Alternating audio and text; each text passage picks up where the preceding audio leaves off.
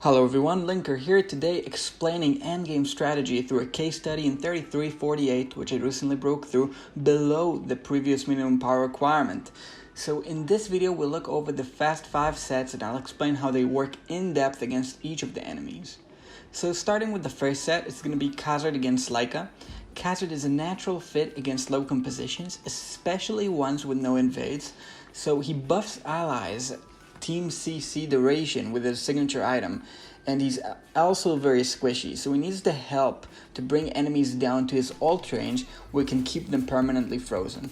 So in this set, Tassi and Mihira benefit from his buff, keeping enemies CC'd, while Wukong is a flexible tank with debuffs and some damage, and he actually did way more than I thought in this replay, while Nomura sustains through.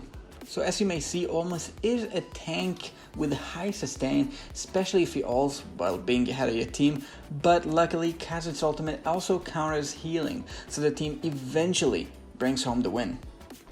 Second set is going to be Talene and Orthos versus Ferael. So this is a very annoying set to handle, very high damage on the enemy and counter healing as well. So naturally Eironn would be the best fit here, but I need him later and there's 2 Maulers in the set. Another pro tip for you, quick, is to save the most consistent sets for last. So in the endgame campaign, if you fail, at least you fail fast and you can replay better.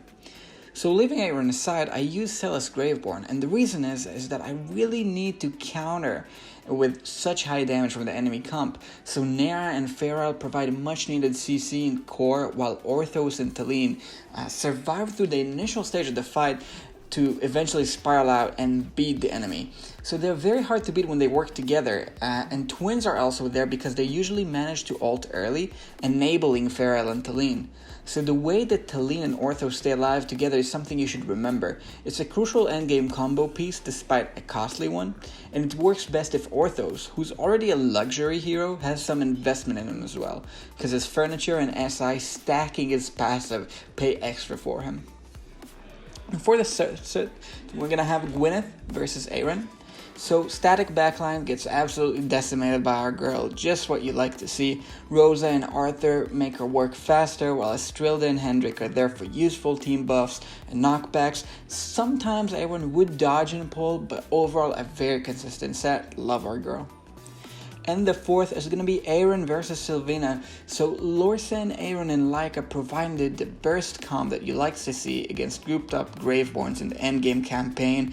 Fox actually is a special piece there, buffing the whole team with a signature item, capturing Shamira, who can CC or ult, which occasionally puts the team in trouble, and Rowan here is a great hero that makes every set in the game more consistent than it was, healing, tanking, and ulting. In this case, he's the only tank if things go south, and has great auxiliary, is a great auxiliary hero that I managed to save specifically for this set because the others did not need him as much.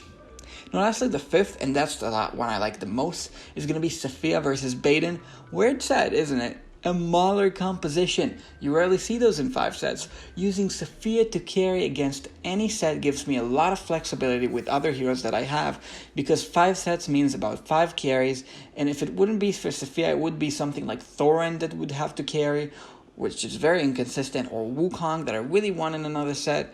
So here Safiya gives me flexibility, while she fits great against this comp of squishy welders and graveborns, but she is gonna need the right support to stay alive and pull through with her damage. So Athalia is a much needed invade to prevent Isabella from ulting right through my team that really suffers, especially the backline, not too tanky. Thorin is a very special defensive hero, resurrecting himself after his death with group CC, not used here for offense, but instead supporting the main carry, being much more consistent than he would as a carry himself.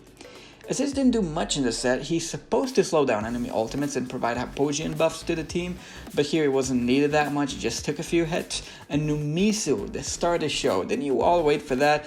Watch how his totem slowed down the enemy cutting through my backline, and if you keep him alive, you'll actually see that he has this haste buff, this little red icon that pops up, and his healing that really comes handy in clutch while you fight against those compositions with enemies like Baden, like Isabella, like Tassi, eventually sustaining through. So a very special opportunity, since I used all kinds of other heroes where Numisu can really shine. He healed the team to sustain eventually to the stage where Safiya carries against Thorin, and from there It was an easy win.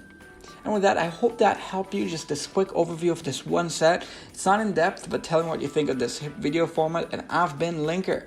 Thank you very much.